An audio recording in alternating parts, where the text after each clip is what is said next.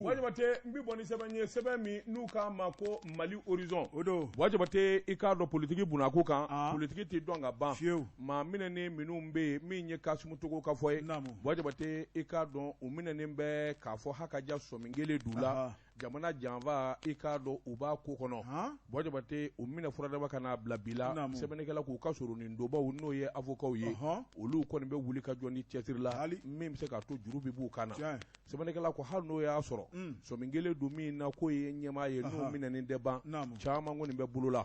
wajabate min vora jalaki sebe kono ode chamanje fanga ikado ujeni ndeno ye wa wiyere ba fe ka wa min ye wuli ka joye ani chesirike chamanje fanga be se ka lingi langa wala maka dafri yere po wajabate jalaki min bine duka o flani sebenekela ko ni de kuma dmai o ngani ye ko ta kulaje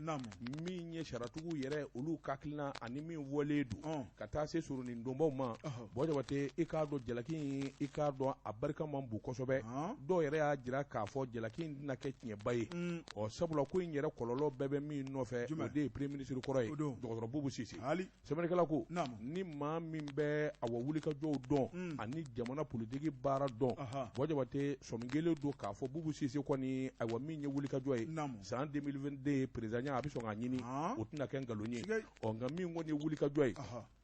fo kata fo di ayran na mina ayran ba fe ka fangare di dafri sa ba koroto le do wajabate akasuru numbo ko ni ajira ka fo te kuma kalamai kala se ka turuka o nga politiki ma na ka dangania do politiki ma na hakilna sebene kala ko ode kololo ano wuli ga jokono so mingera ka fo kanu ba do be minu ngoni jesir lembe olubiso nga do no fe hali tasumana wajabate ikado minye jamana ma kala nu ani baraka danyemo ma woro ikado lu ko ni nyejela ki basro sebene kala ko ngalde beke ujowa yelman galundarula ni bela jila dama tapmai o ngani shara sama unda ka laje wajabate bay ka fo fem min be sebe woro kono no ka nga ke kulo girinye ujo onde te kosobe mami ko folembe chageda mi ma ve anuka ma pemi mali onyema ba vital urobor job min nye trésor payeur général Mahamadou Kone receveur général district de Bamako Souleymani Kazai wajabate ikado ani secrétaire général mi na mi présidence la o era borala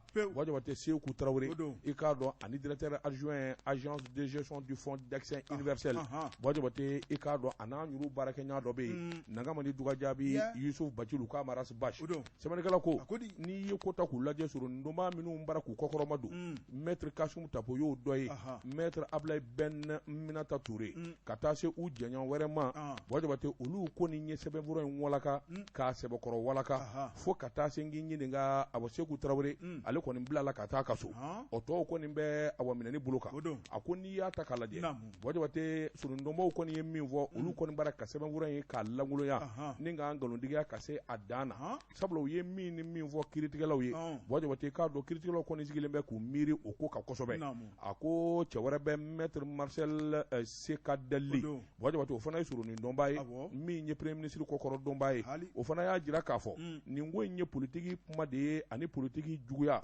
akuno te minye jelaki o jelaki kulu gelende se kafo yibe min bi bubu sise na jonyonga onga mana tike Dawuda dala olu koni nye kiri abo olu koni semovura minu zoro kafo de ko abo nunu ngba Afrika jamana janva akika do olu se ka kalaturu kuma inga sabula akewele foite adalu jonjon foitu bulu opma obeko inda minga politiki juguya ani politiki janva o damanda de beningono o nama nyuko ikado opma minye jamana kiritikelawi fo wuli ka joka bulu da jona olu fe uka ko inzegazege ka senze ka nyedon na so la ko nyere de kala bituraka afora bana ni kala yere tituraka nunu ngabla ukatu ukaso ikado de be kesababu ye ikado fenja mambala ikado onyeka soro akwa miduni na kobi wajabate ikado dotro bubu sise ayre soro la ka fo kuno foni $7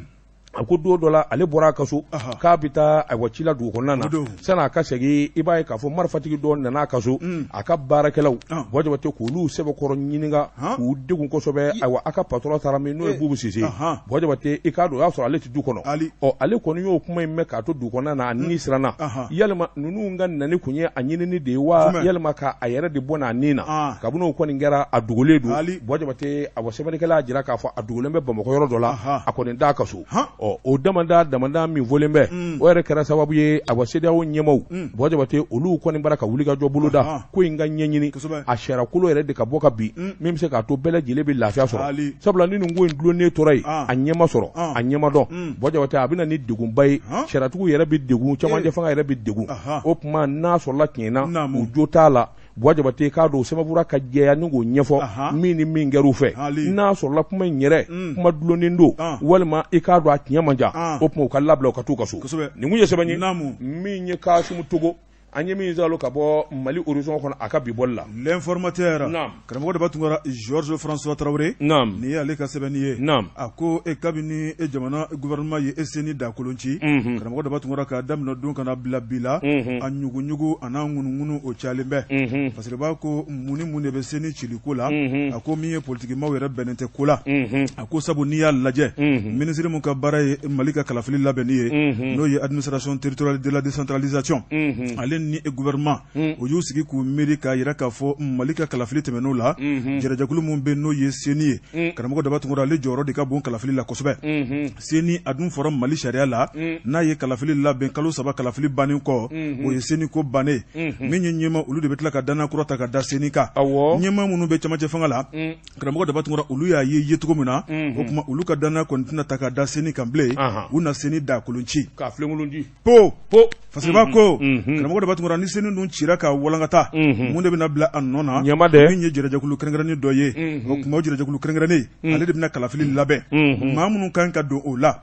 o ye musow ka ɲɛma min ye politiki maaw ka taa bila denmisɛnw ka ɲɛmaw la ale ni finitigilakaw yɛrɛ karamɔgɔ Daba Tunkara ni ka taa bila diinɛ tigilamɔgɔw la olu de bɛna ye o kɔnɔ o kaɲi Fasiriba ko a ko maa minnu bɛna ye a kɔnɔ nin bɛɛ lajɛlen maakolo girinw ye jamana kɔnɔna la a ko abada u tɛna sɔn abada k'u bɛ ɲɔgɔn janfa jaabi min bɛ bɔ fɔ bɛ kɛ jaabi lakika ye Fasiriba ko a ko min ye politikimaa dɔw bɛ yen olu kɔni y'u ka nisɔndiya belebele yira CENI cili la nka dɔw y'a yira k'a fɔ ko nin ye janfa jugu dɔ daminɛtɔ ye Fasiriba ko min ye M5RP maa min ye olu ka kuma lasela ye Dr Choguel Kokala Mayiga karamɔgɔ Daba Tunkara ale y'a ye cogo min na o de ye janfa kɛnɛ sigitɔ ye min ye camancɛ fanga ɲɛmaw fɛ a ko organe unique des élections karamɔgɔ Daba Tunkara nin kɔni bɛna kɛ jɛrɛjɛkulu dɔ ye min kɔni bɛna poso basa kɛ i n'a fɔ CENI ka baara tɛmɛn'o a ko min kɔni ɲɛmaw ye a b'u hakili lajigi min ye CENI ye ale tun bɛ baara minnu na karamɔgɔ Daba Tunkara i b'a ye k'a fɔ a baara nafa ka bon kosɛbɛ min ye M5RP ka kuma don dɛ baara nafa ka bon fo k'a dama tɛmɛ nka min ye organe kura min bɛna sigi karamɔgɔ Daba Tunkara kalafili ɲɛdɔn b'olu la wa a dɔnniya b'olu la wa min ye a minɛnw bɛna bila olu ka bolo kan wa a ko o ɲininkali to min bɛ yen a ko n'i ye Mali lajɛ an bɛ don min na ko bi an ni fili man kan bilen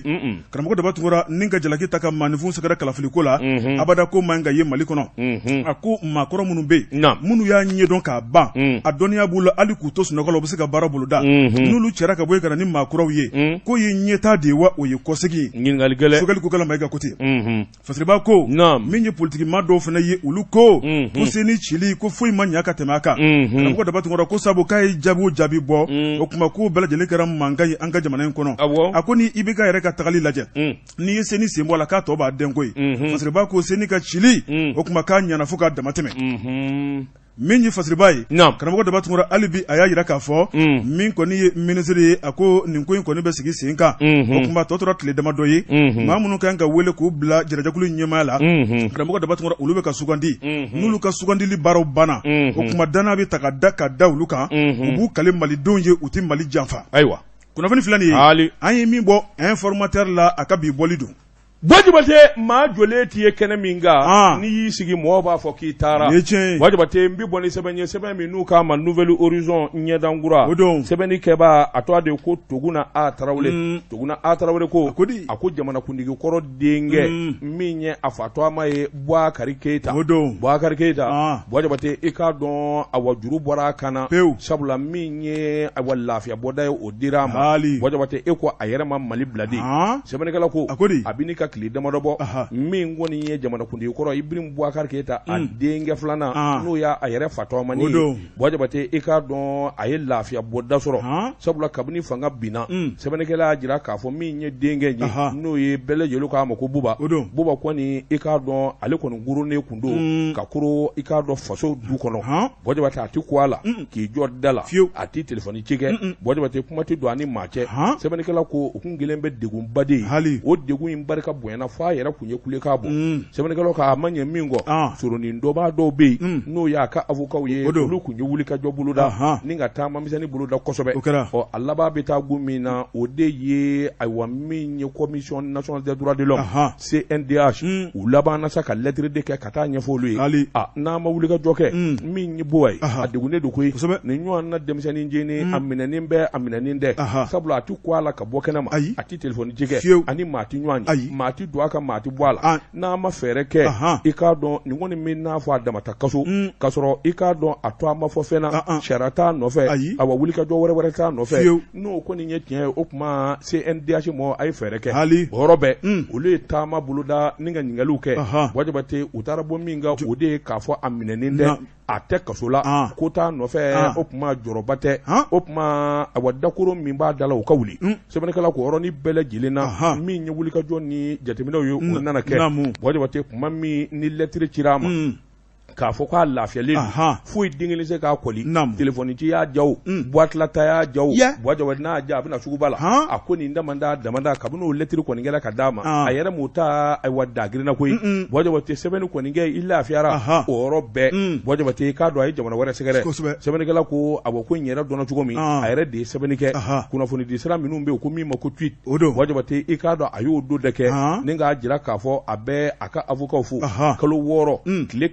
170 ale degunnen don taayɔrɔ t'a la nayɔrɔ t'a la a ko i k'a dɔn a bɛ Ala tanu sabula maa minnu kɔni kɛra sababu ye ka nin ko in kɛ n'o ye avocat ye ka taa se maa wɛrɛ ma yɔrɔ surunma ani yɔrɔ jirama a bɛ bɛɛ lajɛlen fo sɛbɛnnikɛla min ye Toguna A Tarawele Buwa a porokotolen min filɛ nin yalima a na segin joona ka na jamana in kɔnɔ wa ɲininkali tɔ bɛ kɛ nin kun ye sɛbɛn ye an ye min fɔ nouvelle édition kɔnɔ ɲɛdankura Delta News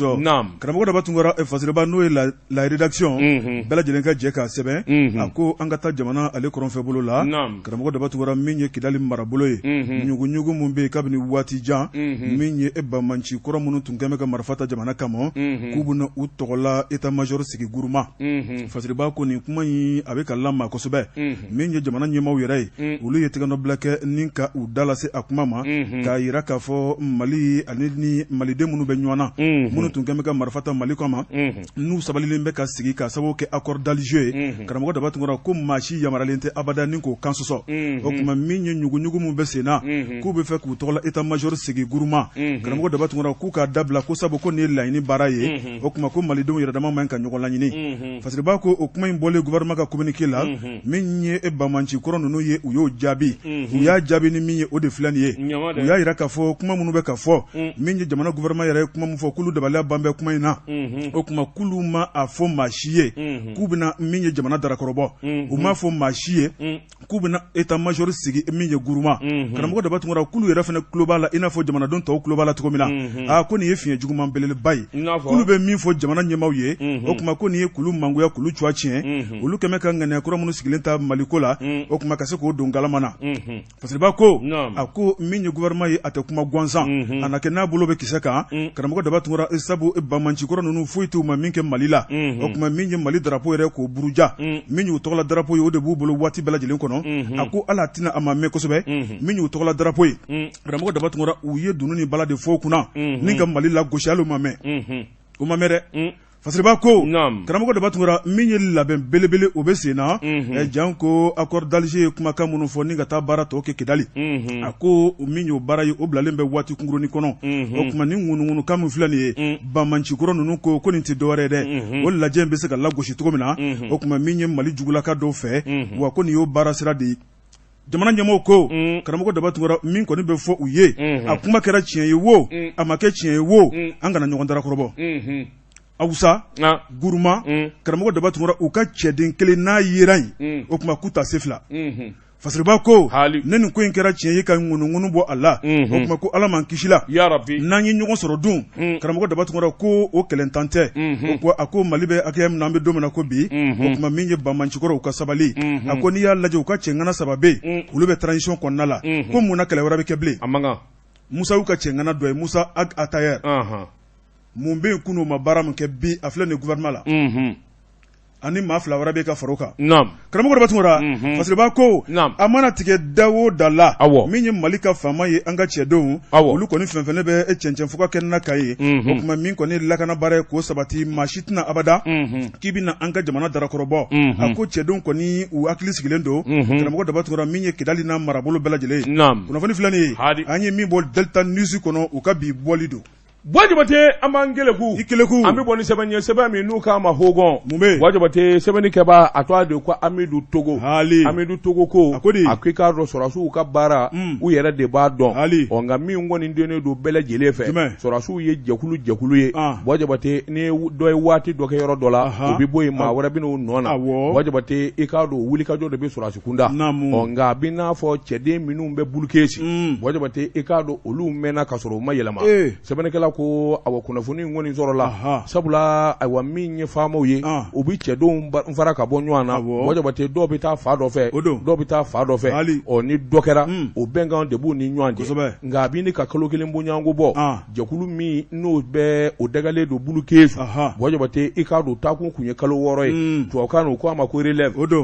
de mɛnnen don u taara ka na wajibate i k'a dɔn ɲininkali de bɛ kɛ sa yalima ɲinɛn kelen don i k'a dɔn cɛden minnu bɛ bulu keesu kɔ wa sɛbɛnnikɛla ko u dun ye cɛya kɛ koyi sabula kɔsa in na kɛlɛ belebeleba minnu kɛra ɲɛdow ka maa dɔw tora nka wajibate u ye jijaba de kɛ ni k'a dato ayiwa bamanjuw la n'a ma ɲɛ k'a fɔ u taakun kun ye kalo wɛrɛ ye kalo 6 ye o fɔra o dɔnnen don sɔrɔsiw ka kuma man jan wajibate i k'a dɔn cɛdenw wɛrɛ de kan ka taa ka to olu nɔnabila bulu keesu ɲɛmaaso kɔni u taara ka kuma bɔ u taara ka ko kɛ wajibate cɛden minnu bɛ bulu keesu kɔfɔlen don sabula u y'a jira k'a fɔ hakaja min ye olu ye u tɛmɛna hakɛ kan i k'a dɔn kalo kelen bɔɲanko u ka relève mana o kuma wele da de kelen b'u bolo ka ɲɛsin ɲɛmɔgɔw ma sɛbɛnnikɛla min ye Amidu Togo ye a y'a jira k'a fɔ hakaja min ye wulikajɔ ni cɛsiri wajibate k'a dɔn yɛlɛmani o de bɛ kɛ sababu ye k'a dɔn hakiliwura ka na sɔrɔsi kɛ kunkolo la nka n'a kɛra k'a fɔ i ye wulikajɔ boloda wajibate i k'a dɔn i kan ka relever ni relève mana joona a bɛ kɛ sababu ye ka timinangoya don mɔnifin na nin kun ye sɛbɛn ye an ye min bɔ Hogon kɔnɔ a ka bi bɔli la karamɔgɔ Dabatungara ne bɛ n tigɛ don l'annonceur fasiriba n'o ye Marietu Konate a ko an ka taa an ka lakɔliso la karamɔgɔ Dabatungara min ye lakɔliso ye e k'o fana kɛn bɛ fitinɛjugu kɛyɔrɔ ye a ko an ka taa Sɛbɛnnikɔrɔ min ye jamanakuntigi kɔrɔ Ibrahima Bokari Keyita ale ka kin Sɛbɛnnikɔrɔ wɛrɛda kɛrɛnkɛrɛnnenya la lakɔliden 2 k'ulu ye muru de ta ɲɔgɔn kama a bɛ fɔ muru ma ko sisi munade fasiriba ko karamɔgɔ Dabatungara min ye an ka lakɔli ye a bɛ ka poso pasa lakɔli a bɛ ka kɛ kɛlɛkɛyɔrɔ ye min ye denmisɛnninakaw ye ka taa bila sanayɛlɛ lakɔli la karamɔgɔ Dabatungara min ye maramafɛn cɛjugu i b'o de ye lakɔlidenw kun an bɛ don min na ko bi dɔw ta kun ye kalan ye dɔw yɛrɛ ta kun ye yɛrɛyira ye dɔw yɛrɛ ta kun ye fitinɛ ye a ko denmisɛnninw bɛɛ n'u ka hakilina don lakɔliso kɔnɔna la karamɔgɔ Dabatungara dɔw yɛrɛ bɛ taa jama dafa kilasi kɔnɔ u sigilen bɛ u hakili tɛ kilasi kɔnɔna la fasiriba ko min ye ni lakɔliso n'o ye Baminata Sako Sɛbɛnnikɔrɔ wɛrɛda min ye denmisɛnnin 2 ye olu y'u kari ɲɔgɔn na min ye sɔsɔli kɔnɔna ye karamɔgɔ Dabatungara u kelen k'u kɛ ɲɔgɔn kan fugusa min kɔni ye muru ye u y'a sama ka bɔ ɲɔgɔn kun muru u ye muru mun sama karamɔgɔ Dabatungara a bɛ fɔ o de ma ko sisi u y'o kɛ ka ɲɔgɔn puruti i y'a ye fasiriba ko ko nin ma bali maa la sabu dɔnkilidala dɔ bɛ yen n'o ye Iba Montana ye ale kɔni sisi kɔni fɔ k'a kɔkɔrɔma don kosɛbɛ ni k'a don denmisɛnnin cinu kunkolo kɔnɔ a na kɛ n'u bɛ fɛ k'o de lajɛ ɲɔgɔn na cɛnin yɛrɛ bɛ bolola o fasiriba ko karamɔgɔ Dabatungara min ye denmisɛnw u ye ɲɔgɔn suwa o kuma min kɔni jamakulu ye kule kɛ lakɔli karamɔgɔw nana don ni ɲɔgɔn cɛ sa ni k'u fara ka bɔ ɲɔgɔn na nka basi gɛnɛ bɛ jigin cogo min na a bɛ jigin ten min kɔni maa min ta juguyara kosɛbɛ o ma se ka dan kɛ nka min ta kɔni kɛra dɔɔni ye o y'i senfa fasiriba ko min kɔni ye min ta juguyara kosɛbɛ ale somɔgɔw kɔni wulila sa ka yira k'a fɔ k'olu na u ka laɲini kɔni kɛ faamaso la min kɔni ye u den mun joginna lakɔli karamɔgɔw ma se ka kuma nin ko in na wa lakɔli karamɔgɔw b'u sigilen to muru ka don kilasi kɔnɔ kɔnɔna la wa jalaki taara kulu sɛgɛrɛ fasiriba ko min ye an ka lakɔli kɔnɔnaw bɛɛ lajɛlen ni de bɛ bi koyi min yera wo min ma ye karamɔgɔ daba tungara ko denmisɛn kɔni jufa falen bɛ marifa ale ni muru a bɛ fɔ min ma ko sisi o ye murudennin dɔ de a bɛ don a tan kɔnɔ a bɛ bɔ a tan kɔnɔ tabarikala fasiriba ko karamɔgɔ daba tungara min ye nin densoma fila ye u y'u bolo di ɲɔgɔn ma sa k'u na kɛ jamakulu kelen ye ni ka denw ladi ka kangari da u ye u k'a lajɛ u ka sabali lakɔliso ye dɔnniya ɲini yɔrɔ ye karamɔgɔ daba tungara o tɛ fitinɛ kɛ yɔrɔ ye o tɛ kɛlɛ kɛ yɔrɔ ye o tuma min kɔni lakɔlidensomaw ye o tuma k'u bɛna ta kɛ jirajakulu ye sa ka baara mun boloda sini ma ni ka da lakɔlidenw tulo kan n'u bɛ bɔ so ka taa kalanyɔrɔ la karamɔgɔ daba tungara u ka kɛ hakili ɲuman tabaa ye u kana kɛ kɛlɛkɛbaa ye u kana kɛ muru tabaa ye ni ka ɲɔgɔn suwa sabu kɛlɛ kɔ ye nimisa ye kunnafoni filɛ nin ye a ye min bɔ annonceur kɔnɔ a ka bi bɔli don Mamadou karamɔgɔ daba tungara n bala cogo bɛ di Bwajabate ne bɛ n bolo bugɔ ka don n bɛ bɔ ni sɛbɛn ye sɛbɛn min n'u k'a ma le soir de Bamako Bwajabate k'a da Kayikaw tulo kan i k'a dɔn wulikajɔ min n'a bara kɛ kɛ Kayi i k'a dɔn an tulo fɔlɔlen don u ka weleli la Bwajabate i k'a dɔn sɛbɛnfura min b'an bolo u k'a ma ko le soir de Bamako Bamako la sɛbɛnni kɛbaa ye Laya Jara ye Laya Jara ko a ko camancɛ fanga bara k'i dɛmɛ ni ka bɔ bɔda la Bwajabate i k'a dɔn dankɔrɔbaw fana bara k'u labɛn min ye dibi la Bwajabate i k'a dɔn président ɲini i k'a dɔn sabula fana n'a cɛman ja san kelen n'a mɛnna Bwajabate a bɛ k'o ye a ko siga kɔni tɛ min na Mali président ɲini sigi kelen don ka min ni min kɔnɔ Bwajabate olu donnen don ka kɔrɔ a ko n'i y'a ta k'a lajɛ min ye fangakɔrɔ binnen a maa dɔw bɛ président ya nege b'olu la Bwajabate olu kɔni i kana siga n'i y'u ye girinkajɔ la président ɲini na a ka n'i kamana guwa min ye kodɛmu i k'a dɔn o ɲɛmaaba ni o ye ministre kɔrɔ ye Useni Amiyo Gindo Bwajabate a ko i k'a dɔn pour ka président ɲini sigi galundo la n'o bɔra ye min ye parti min bɛ n'u k'a ma yɛlɛma o président d'honneur o fana ye premier ministre kɔrɔ ye Musa Mara Bwajabate i k'a dɔn a fana wulikajɔba kɛ jamana in kɔnɔ ka kɔrɔ a ko i k'a dɔn i kana siga a ka président ɲini k'a ye cɛw cɛ la u ka n'i kamana guwa Sumɛlu Buboyi Mayiga Bwajabate bada Sumɛlɛ Buboyi Mayiga Asuma CP o ɲɛmaa don Bwajabate kabini bi tɛ waati bɛɛ a b'i lajɛ i k'a dɔn président ɲini sira kan a fana na ye cɛw la a ko min kɔni ye ko kura ye Bwajabate i k'a dɔn ayiwa maa kun t'a dɔn k'a fɔ o b'i kanbɔ o de ye Sira Mamadu Kulubali cakɛda dɔ bɛ yen ko Sira o ɲɛmaa don Bwajabate i k'a dɔn ayiwa min ye maa kalannenba don fɛntigi don ɔ politiki i m'a ye girinkajɔ de n'o t'a dama deli ka bɔ politiki ko la kunnafoni caman y'a jira min ye Adima PSG o ŋana bado Bwajabate sɛbɛnnikɛla ko an bɛ don min na ko bi ale fana k'a bɔlen don ale kɔni ka kanbɔ Bwajabate sɛbɛnnikɛla ko awa i b'a sɔrɔ maa caman de bɛ jamana kɔnɔ ani jamana kɔ kan minnu kɔni y'a kanu a k'i kanbɔ Bwajabate sabula maa tɛ wuli k'i kɛ ba ka ayiwa ba falen ka yɔrɔnin kelen sɛbɛnnikɛla ko n'i y'a ta k'a lajɛ seba ba ye a lakodɔnnen don Bwajabate k'a dɔn fo n'a kɛra ayiwa parti politiki ye min t'a bolo sɛbɛnnikɛla ko o yɛrɛ fana caman kɔni zominen don k'a fɔ min ye ayiwa Adima PSG caman kɔni bara ka ŋunuŋunu tɛnko a n'o ni ɲɔgɔn cɛ n'a sɔrɔla bɛnkan walima wulikajɔ b'u ni ɲɔgɔn cɛ nka siga kɔni tɛ min fana na Bwajabate o de ye Adima PSG nin parti politiki belebele nin parti politiki min n'a fɔlɔfɔlɔ ye fanga mara Alifa Umaru Konarɛ Bwajabate Adima ka laban ka taa bin i k'a dɔn fo binko cɛjugu o de mɔgɔw kamana guwa sabula a ma sɔn fanga ɲinini na a ma sɔn ka wulikajɔ kɛ min ye président Amadu Tumani Ture Ala k'a hinɛ o ka fanga fila a tugura o nɔfɛ Bwajabate o fana bɔra yen min ye ayiwa Ibrahim Boubacar Keita o ka fanga nani a tugura o fana nɔfɛ yalima o de ma kɛ sababu ye kasaliyaba don Adima na wa sabula a tun bɛ fanga nimayɔrɔ la Bwajabate a bɛ ko duman caman na o de kɛra sababu ye wulikajɔ ni cɛsiri a ka baw ma nka kadiri caman bɛ dibi la minnu kɔni kumakan de ye a waati dɔ sira sa Adima kan ka wulikajɔ kɛ k'a ka fangatigiya jira k'a jira k'a fɔ seba ba ye k'a jira k'a fɔ a ye jamatigi ye sɛbɛnnikɛla ko o kuma in ŋunuŋunu fana bɛ yen ɔ yalima o jamatigiya n'o wulikajɔ o bɛna di ayiwa Sira PDG de ma Mamadu Kulubali wa yalima maa wɛrɛw fana bɛ ayiwa parti kɔnɔ minnu k'a bɔlen don wa ɲininkali tɔ bɛ bɛn sɛbɛnnikɛla kɔni ko i k'a dɔn ɲɔgɔn sɔsɔba bɛ Adima kɔnɔ bi a ko n'i y'a ta k'a lajɛ Sikasokaw fɛ yen kamalen dɔ to a bara k'a fɔ min ye Adama Numu Punu adama numupunu nampono jara do bara ko tɔgɔ fɔ sɛbɛnnikɛla ko i k'a dɔn ba cɛmɔgɔ sangare o min ye président ye o fana to a bara ka fɔ a ko nka a mana tigɛ Dawuda dala ɲɔgɔn sama kɔni bɛ bɛnba kɛ kelen ka fɔlɔ a ko n'i y'a ta k'a lajɛ yan'o yɛrɛ cɛ adama kan ka ɲɔgɔn ye kɛ ɲɔgɔn ye ba kan ka k'u fɛ min b'a to hakilina kuraw ani taafan kuraw ani donsen kuraw ani maa kura kan ka ɲini min b'a to u bi kisi a bɔ parti yɛrɛ tili ma sabula ni ɲɔgɔn sama ani maa ko n'o donna ko la Bɔjabate k'a dɔn a sigi bi gɛlɛ kosɛbɛ a ko an bɛ don nin na ko bi fo adama ka bɛnkan kelen de sɔrɔ i k'a dɔn maa min n'u b'u jigi don ka taa fanga ɲini na nin kun ye sɛbɛn ye an ye min bɔ soir de Bamako kɔnɔ Bamako wula Bɔjabate an di Tezara premier min fɔlɔ n bala tɔgɔ bɛ tuguni Bɔjabate i k'a dɔn an b'a da Kayikaw tulo kan n'u tulo b'an kan u bɛ se ka weleli kɛ Ture Bɔjabate i k'a dɔn n bɛ bɔ ni sɛbɛn ye sɛbɛn min n'u k'a ma le combat min ye sɛbɛnni kɛ b'a a tɔgɔ de ko Burama Keita Bɔjabate i k'a dɔn kuran bɛna ɲɛ sɔɔni Bɔjabate i k'a dɔn énergie ɲɛmaaba min ye ministre ye i k'a dɔn kununko a ye wele bila dondogala kibarumaw ma Bɔjabate jabalaba la ayiwa min bɛ se k'a to kuranko yɛrɛ a ɲɛ na dɔn Bɔjabate i k'a dɔn gundo o gundo bɛ jamana in kuranko la a gɛlɛya n'a ɲɛta min ye énergie directeur a da donna na Bɔjabate a ko ale nakun de ye i k'a dɔn jamana bɛ lafiya sɔrɔ ale nana tɔgɔ de ɲini a mana fɛn ɲini Bɔjabate i k'a dɔn fɛn o fɛn n'o kan ka énergie ko ɲɛnabɔ ni sɔnma k'a ma ale bɛ sɔn k'a jɔyɔrɔ yɛrɛ bila o kama Bɔjabate a ko min ye sonyani ye min ye énergie a gɛlɛya fɔlɔfɔlɔ ye sonyani ye énergie baarakɛla b'o la maa wɛrɛ gazan b'o la Bɔjabate i k'a dɔn sabula cakɛdaba fila min bɛ yen ni jamana dɔw mago b'a la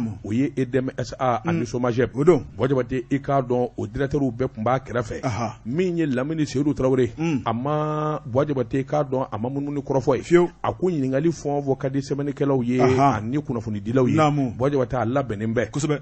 u bɛ min galama Bɔjabate i k'a dɔn an bɛ taa Kayi ka sɔrɔ ka na énergie la allo salamu aleykum Ture Kayi aleykum salam Dramé don Ture tɛ yo Dramé kɔrɔ fɛn t'aw la ne b'a bɛ di Dramé an y'a mɛn k'a fɔ ayiwa min ye Kayikaw fɛ yen chambre commerce ka élection min kɛra ko sariyatigiw ye a wuli a wulila mun na gɛlɛya jumɛn b'a la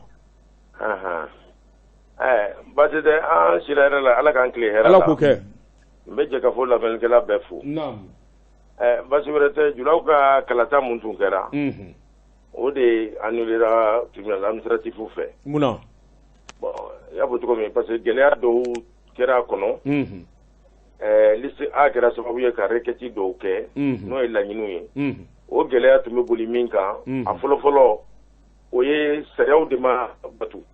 n y'a ko sariyaw de b'a la sɛbɛnw de bɛ yen mun bɛ élection in ko fɔ a kan ka taa taabolo mun fɛ donc o sɛbɛn y'a jira n'o ye décret o y'a jira maaw kan ka tɔgɔ sɛbɛn da mina waati mun na kabini arrêté mana publier maaw kan ka se ka t'i tɔgɔ sɛbɛn fɛn fɛn b'a fɛ ka voter élection in na bon o publiera kabini 1er octobre jusqu'au 30 octobre tɔgɔ sɛbɛn ma damina du 1er novembre jusqu'au 30 novembre tɔgɔ sɛbɛn ma damina tɔgɔ sɛbɛn nana damina le 1er décembre ka kun cɛ le 16 décembre bon n'i y'o wagati jateminɛ INTM ka grève kɛra o wagati de kɔnɔ les services de l'assiette n'o ye impôt ni fɛnw ye olu ma baara kɛ à peu près une semaine ɲɔgɔn kɔnɔ donc ni dun ko jula i ko patentiw ni fɛnw donc pratiquement i b'a ye k'a fɔ duwakun kelen ɲɔgɔn dɔrɔn maaw y'o de sɔrɔ tɔgɔ sɛbɛn na on a dit donc sariya sɔsɔrɔ o yɔrɔ la donc tɔgɔ sɛbɛn tun kan ka damina depuis le 1er octobre baaraw tun kan ka se ka damina wagati ninnu kɔnɔ fo kana se le 7 décembre ma mais n y'a fɔ cogo min na kalo fila bɛɛ kɛra tɔgɔ sɛbɛn ma damina tɔgɔ sɛbɛn nana damina décembre kalo dɔrɔn kɔnɔ o de la i b'a ye k'a fɔ ko maa minnu kan ka voter a maa dɔgɔyara n'i ye Kayi yɛrɛ ta julaya fanga ka bon cogo min na patente synthétique min ye 6000 patentinin ye i b'a sɔrɔ yɛrɛ ti tɛmɛ maa 156 ɲɔgɔnna kan donc i b'a ye k'a fɔ ko kibaruya ma labɔli kɛ julaw ma impliqué a la julaw yɛrɛ ma bɔ a élection nin kalama donc an y'o yɔrɔ de fɔ k'a fɔ ko sariya sɔsɔra nin yɔrɔ in na décret ye min fɔ o de dès la publication de l'arrêté les électeurs doivent s'assurer s'ils sont inscrits sur l'une des listes électorales de leur circonscription donc o sera o sɔsɔra filanan fana min ye n'an y'o ko o sariya sɔsɔra o de ye a fɔra commission min bɛ sigi n'a bɛ élection in jatemina n'a bɛ élection in baara kɛ o commission kɔnɔ a ɲinina chambre de commerce fɛ a ka mɔgɔ saba tɔgɔ di le bureau de la délégation régionale communique un représentant par section il y a l'assemblée consulaire de section saba ye industrie bɛ yen commerce bɛ yen service bɛ yen donc o section kelen kelen na mɔgɔ kelen a ɲininen bɛ bureau fɛ u k'o tɔgɔ communiquer gouverneur la pour que commission dilan mɔgɔ saba minnu dira yen olu si tɛ chambre de commerce maa ye daba n'i y'a ye gouverneur ma jigin sugu kɔnɔ ka taa maaw tɔmɔ ten k'u tɔgɔ don commission kɔnɔ a passera ni chambre de ye c'est que chambre de yamaruyalen don chambre ka mission de don chambre c'est un établissement public à caractère professionnel a ka mission fɔlɔ ça c'est la représentation donc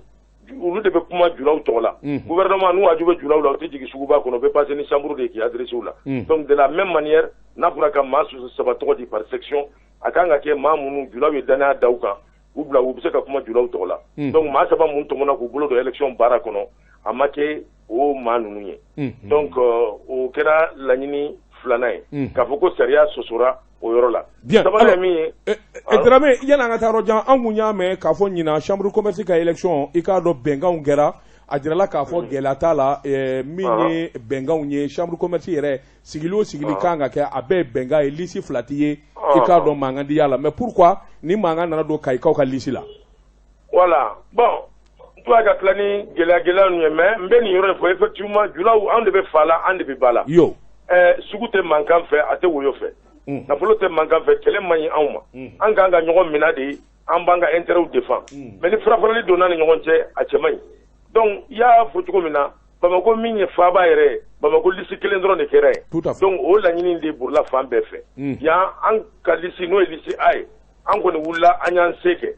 Kayi dugutigiw Kayi alimamiw komi sini élection ye fo 2 heures du matin hadamaden bɛɛ siri ɲa la ko donc ko bɛn bɛ se ka kɛ cogo min na u ko Segu ta a kɛra 18 kan fila bɛɛ u y'a ci u ni ɲɔgɔn cɛ bon mais an ka mɔgɔ ko sisan mɔgɔ min bɛ bɛn ɲini faiblesse tɛ ala yɛrɛ ko bɛn de donc sisan komi 30 de ye Kayita ye an bɛ ta président sortant ale n'a ka mɔgɔw ka 20 ta an ka fara ka ɲɔgɔn kan a ka kɛ équipe kelen ye an ka juga fa parce que an bolo an ka cɛ tan alhamdulillah n'u bolo donna baara in kɔnɔ u bɛ se ka mɔgɔw nafa u bɛ se ka baara tagacogo yɛlɛma donc mɔgɔ tan an b'o ta olu ka ban ta siran tɛ kɛlɛ ye foyi tɛ mais n'i ye bɛn kɛ ala yɛrɛ bɛ bɛn de fɛ alimamiw ni dugutigiw Kayi dugutigiw bɛɛ tulo bɛ n kan na fo 2 heures du matin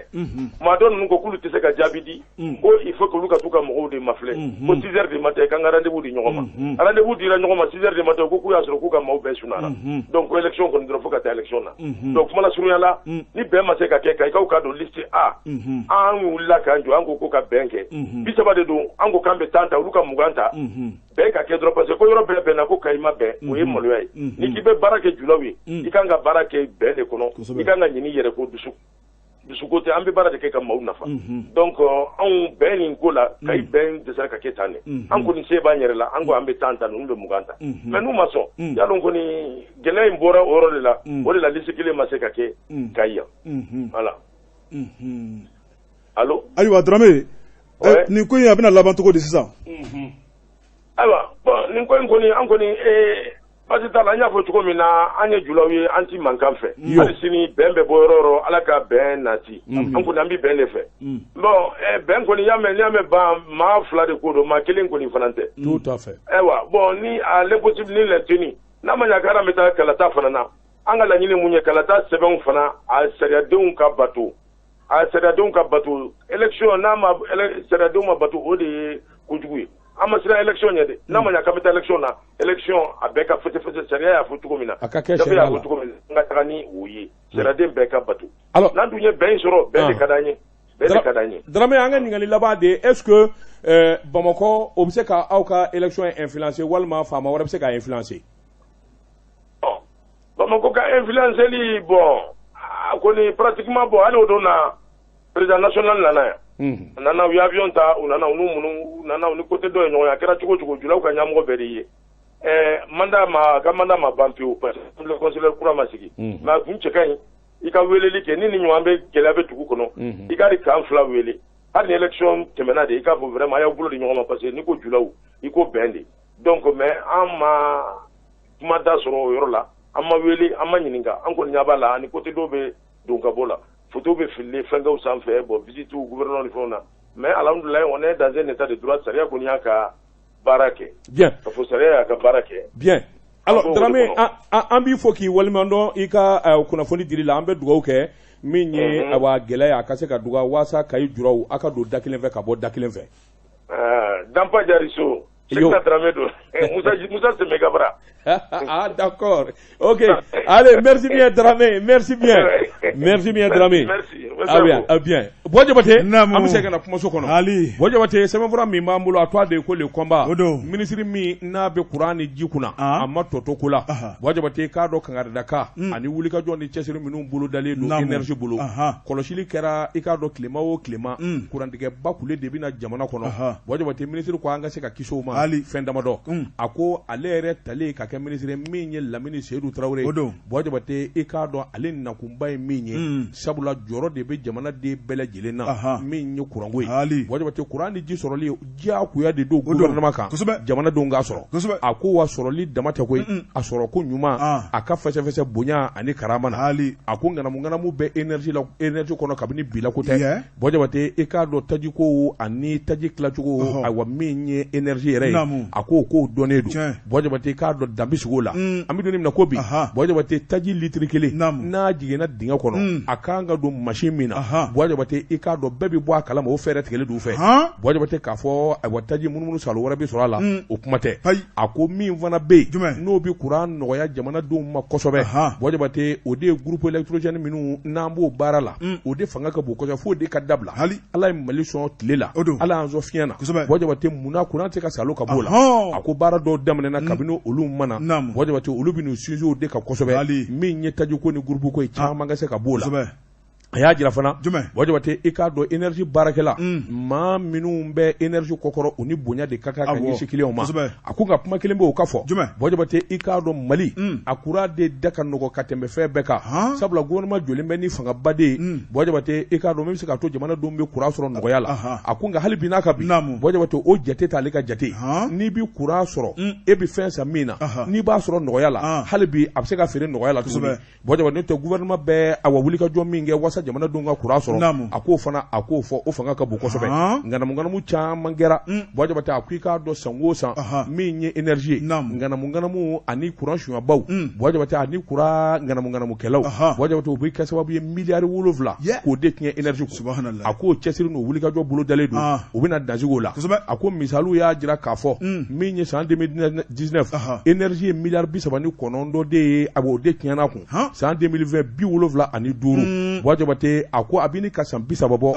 energy yela mamadu aka barawla minangoro mana fili koro minum be halbi naka bu korlo de be wajabate ka do utinye opma aya jira kafo alen na kunye energy la wajabate ani jikuna malidunga lafiya so amana warnyini wajabate sabula ni warnyini ne do sadama do warti soro kono nga min woni toy alebi toy de ako yela maminu nga ka energy kono hal no bi keso be ka do kan nabo sabula chama bala ulusi hude energy ka tuni mbulo nga bojabate ulubi na fasoro usigili nana akotinye bojabate akwika don abo minangura minu mina ka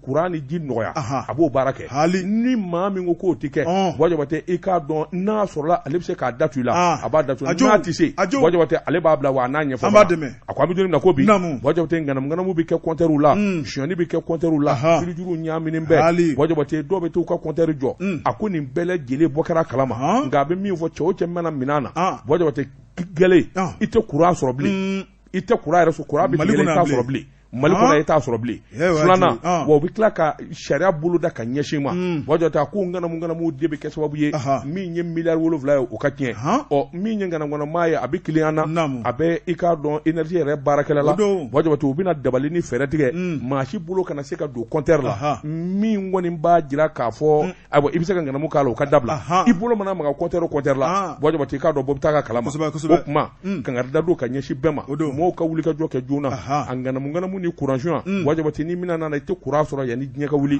wa i k'a dɔn kasula ko fana bɛ bɔ a la min ye directeur ye o kun bɛ kɛnɛ kan min ye Umaru Jara Barubilen Baru fana y'a jira k'a fɔ hakaja ministre kelen bɛ k'olu bila baara min na wajabati o de ye jamanadenw ka lafiya ye o kuma olu n'o kɛ sa fo fini bɔ fo nɛrɛ bɔ nin kun ye sɛbɛn ye Burama Keyita ka sɛbɛn don an ye min bɔ le combat kɔnɔ a ka bi bɔli la. Le nouveau réveil karamɔgɔ daba tugora Ali Diallo ni y'ale ka sɛbɛnni ye Ali Diallo a ko ŋanamu baara a bɛ don ɲa ta dugusɛjɛ ɲa karamɔgɔ daba tugora an ka taa Kati min ye 2e arrondissement min ye ni commissaire lieutenant Demba Jabate karamɔgɔ daba tugora k'a ye ŋanaya baaraba dɔ kɛ fasiriba ko a ko ni y'an ka jamana in lajɛ a kɛn bɛ batɛmɛsira ye su ni tile cɛ maaw de bɛ muru ni marifa ta ni ka t'u maanifinɲɔgɔn bɔnɛ a ni la karamɔgɔ daba tugora a wɔsi halala nɔfɛ a ko janvier kalo tile 31 min ye ŋanamu ma ŋana fila ye bolo tara ka da kan fasiriba ko nin ko in a nana na sira min kɔnɔna la darawuli ni tɛmɛna Kati la karamɔgɔ daba tugora ye bagan feere yɔrɔ beleleba ye a ko sibiri o sibiri maanifin de bɛ taa bɔn darawuli la ni ka t'u ka saga ni ba ni misi san sabu yen da ka di kosɛbɛ fasiriba ko maa dɔw kɔni taara misi ni saga caman de san karamɔgɔ daba tugora a bɛ ka dɔndɔli kana tuma min na o kuma a selen Kati péage masurunya la min ye maa fila de sina ka bali ka bɔ ni marifa ye k'a jɔ u la a ko misi a y'a labila joona joona a ko joona wari b'aw kun a y'a bɛɛ maa fila ye karamɔgɔ daba tugora misi juraw don o kuma u sina k'u bolo don u kun nafolo b'u kun u y'a bɛɛ bɔ ka daw tigɛ fasiriba ko u jɔlen u sina ka telefɔni b'u kun ni ka remarque dɔ wele daliba u sina k'u sɔrɔ a nɔgɔni fɛ fasiriba ko remarque jɔ misi ni ba fɛn fɛn kun bɛ ni maa fila bolo u y'a bɛɛ gɛn ka don o kɔnɔ a ko in kun labɛnnen don fasiriba ko min ye remarque sɔnsɔnnen maa fila kɔni n'i y'a ye k'a fɔ sa olu bolo misi ni saga kɔni bɛna taa ani wari kelen sina k'i ni fili dɔrɔn k'i kɛ marifatigi yɛrɛ kan a y'i yuru a kan a n'a ka kalasini ka bɔ karamɔgɔ daba tugora o sina ka taa kabanɔgɔ la ten u ye ɲɔgɔn pisi pasa k'a da tulu la k'a da jaba la maa filanan min bɛ o fana y'i fili a kan u ye kule bɔ a ye na zon binan kan karamɔgɔ daba tugora jama de sina ka bɔ ka fan bɛɛ lajɛlen minɛ min ye ni maa fila u y'u ci fo k'u da joli la u m'u jeni kɔni u bolo sumara dɔɔni fasiriba ko kamiyɔntigi kun kɔsɔ chauffeur kɛ camion jɔ ka boli payi karamɔgɔ daba tugora fasiriba ko min ye jamakulu u kɛlen ka ntana gosi 2e arrondissement o commissaire ni Yemanjan o kuma u ye wele bila commissaire ma joona ale y'a ka cɛdenw bila ka taa olu kɔni bɛ se waati min na n'olu tun ye miniti 2 bila tun bɛ taa sɔrɔ u y'u jeni alimɛti ani carburant o kun labɛnna ka ban article 320 fasiriba ko min ye ni bamanci 2 ye maa min kun y'a kojugu kunyanfan o de ye caman tɔgɔ dɔ ye a nɔkan filanan karamɔgɔ daba tugora o fana ye Seku Jalo ye a fila bɛɛ fila ko ninnu gɛn bɛ ka filaw tɔgɔ tiɲɛ de fasiriba ko karamɔgɔ daba tugora n balamu kun b'u bolo u y'o larawuli k'o lajɛ min ye maîtresse min ye bolola marifa karamɔgɔ daba tugora ka taa bila chargeur la ale ni marifa kisɛ téléphone portable ka taa bila clé USB policiers ka tenue gendarmes ka tenue ka taa bila gardiw ka tenue ni bɛɛ kun b'a kɔnɔ ye fasiriba ko karamɔgɔ daba tugora waati dɔ la u bɛ to ka nin tenue de don k'u yɛrɛ kɛ lakanabaaw ye ni ka se ka u ka bamaciya baaraw boloda nka min ye commissariat n'a ka cɛdenw ye u ye bolo ta k'a dɔn ko u b'u bolo commissariat u y'a yira k'a fɔ ni maa fila saga caman ni misi caman tun bɛ minɛ darawuli n'a lamini k'a tigiw filɛ nin ye maa minnu tun bɛ t'u jɔ ka maaw ka ba minɛ saga misi waati bɛɛ kɔnɔ bɔli darawuli kɔnɔ tɛgɛ de filɛ ne ka taga dawulu kan fasiriba ko tuguni karamɔgɔ daba tugora min ye Segu sira ye n'o y'i yɛrɛ ka dugu sira ye a ko camion caman tun bɛ lajɔ ni ka kɔnɔmɔgɔw daw disi kan k'u bolo minɛw la k'u ye jɔngo Ala fɔ k'olu tun bɛ t'u ka baaragasi kɛ Segu sira fana na fasiriba ko o fana ma tɛmɛ ka bɔ yen min ye Sikaso sira ye k'u ye nafolo caman fana salo ka bɔ yen fɛ nin y'a ko bannen sa fasiriba ko min ye 2e arrondissement ye Kati kɔnɔna na o kuma u kɛmɛ k'u bila sariya tigilamɔgɔw ka bolo kan o kuma u na t'u ta tɔ ɲɛfɔ Kati o kasobonba la kunnafoni filanin ye an ye min bɔ nouveau réveil kɔnɔ a ka bi bɔli don Jabate namu cɛ min y'i kɛ marifatigiw kan n'a kun m'a kɛ o a bolo nafolo ma ban wa pewu wa nin kan ka décorer Jabate a décorer dama tɛ dɛ a yɛrɛ de y'a yɛrɛ décorer Jabate bamanja wale caman bɛ k'an ka togodaw la a bɛ k'an ka burusi kɔnɔnaw na Jabate i k'a dɔn ayiwa siranya fana b'a la sabula Jabate ne ma se ka d'a la cɛ 2 cɛ 3 cɛ 500 dugu kelen cɛ 300 dugu kelen cɛ 2 bɛna aw ba b'ale ni marifa ye dɔ m'a ni to dɔ m'a sɔn marifa ka ca la u ka cɛ minɛ o bɛ kɛ cogo di ni karisa balolen don nin tɛ k'anw ka dugu kɔnɔ cɛw bɛ ka jɔya ni karisa kunya nin tɛ k'anw ka dugu kɔnɔ kana sɔn abada o ka k'i ɲɛnama ɲɛna karamɔgɔ daba tugora bamajɛ wale dɔw bɛ yen ɲɛdɔnna don sa cɛ caman b'i disi gosi n'a fɔra cɛw ka bɔ ni nin kun y'i jɔ ka ninnu nana ko marifa b'a bolo kabali a y'i k'a kan a m'a minɛ yan a minɛ cɛya t'o dama de misi kisira saga kisira nafolo kisira wa ni ala ma fara ka yɛrɛ ni ninnu kun sera ka taa u b'u fa fu ka taa u b'u fa foyi tɛ bɔ a la kana sɔn abada bamaji ka tulo k'i la k'i ni kɛnɛma tu bɛɛ ka wuli k'i jɔ dɛ maa tɛ sa siɲɛ fila dɛ non maa tɛ sa siɲɛ fila a ɲɛna han nin de y'a yɛrɛ wa jamana k'u wele u k'u décorer wa bɔ jabate u m'u fali min kɛ o ɲɛna o fana ye tiɲɛ ye parce que gundo caman ma dɔn gundo dɔnna gundo caman n'a ye nin ɲɔgɔn na bamaji minɛ a ye faamaw wele o de ka ɲi o y'a kɛcogo ye wajabate waati n'a ka waati ma se bi ta an b'a bila yan pepewu foli ani tanni wajabate an n'o kɛ ka ɲɛsin muluku solow ma soloma ni fofana tezara tigi solo wajabate i k'a dɔn ayiwa min ye sori dagwɛlɛ ye a b'an ka kumaso kɔnɔ n'i y'ale ye yan an n'an bɛ deli la nana nasɔngɔ ɲini waati dafara woro sugu tɛ ka ja sisan wajabate anw m'an kɔ kɛ nakɔ kɔlɔni kɔ ye i k'a dɔn nɛgɛ ɲɛ tan ni saba sadani na burapele a n'a jɛɲɔgɔnw farikɔnɔjɛ u bɛ n'u siyɛn n'u daw kan surafana t'u ma don su in na segin bɛ kɛ nin gafe kelen kan ni ala sɔnna sini sɔgɔma an bɛ ye kɛnɛ kan sɛbɛnfɛkuraw bɛ bɔ k'olu lakali Mamutu Surunin bolo tun bɛ nɛgɛ la Jabate daba tungara wa o sala